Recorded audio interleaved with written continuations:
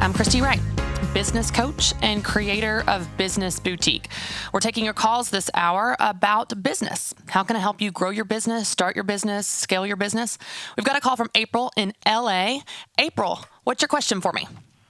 Hi, Christy. Thank you. I own a handmade jewelry business where I make upcycled, hand-stamped leather cuffs and jewelry.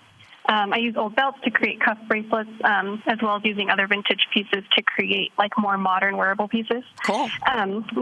My question is, as a creative entrepreneur, what are some ways that I can scale my business? And maybe even more specifically, what are some passive income opportunities that come to mind for someone who does what I do? Sure. Well, before I answer that, I'd love to know, how's your business going as it is today? Like, do you have a lot of demand? Are you having a lot of orders? Do you have a good base and following and that type of thing? Like, where's your... I do. Okay. I do. I have a good following on social media, as well as I have a good base. I'm not operating at capacity yet, but I feel like it's going that way, which is a blessing. But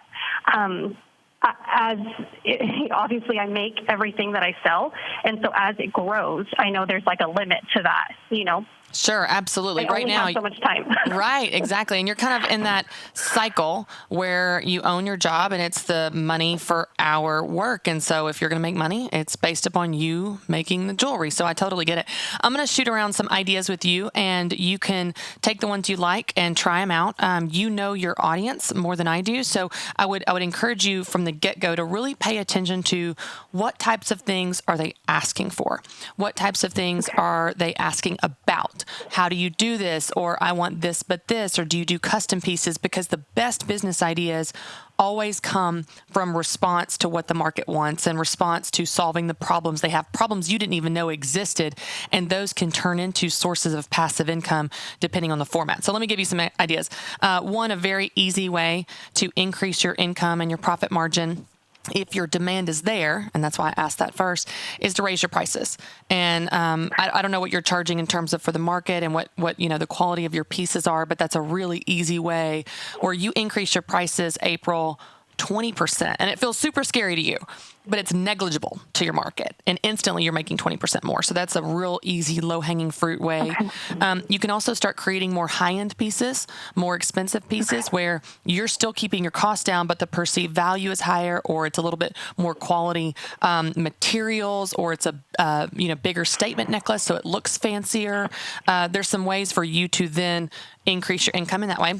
And then I would also encourage you to think of ways for creating other sources of income. That may be videos, courses, ebook, any of those types of things on teaching people how to do what you do, or teaching people some element of your expertise that also solves a problem for them. So that may feel a little different for you because right now you're just in the business of making jewelry.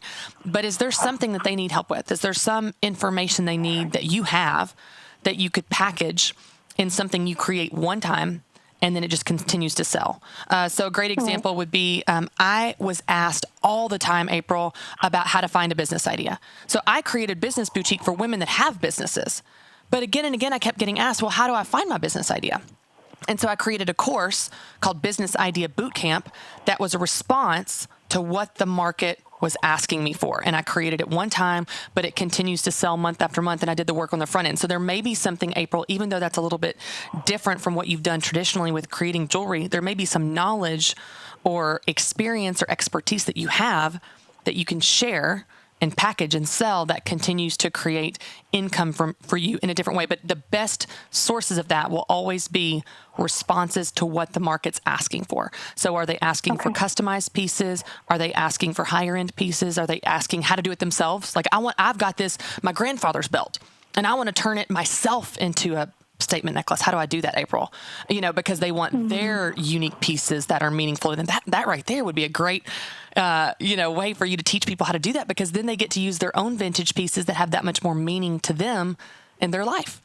So those are just some ideas to get started, but I would pay attention to what the themes you're hearing from your market, and then find a way to package that in a way that solves the problem for them. But again, raising your prices. Of course, you can always hire help, but you'll need to be able to have to, offset that cost, and obviously hope that you could increase the production enough to be able to pay for that person. But does that answer your question for you? Give you some ideas to get started?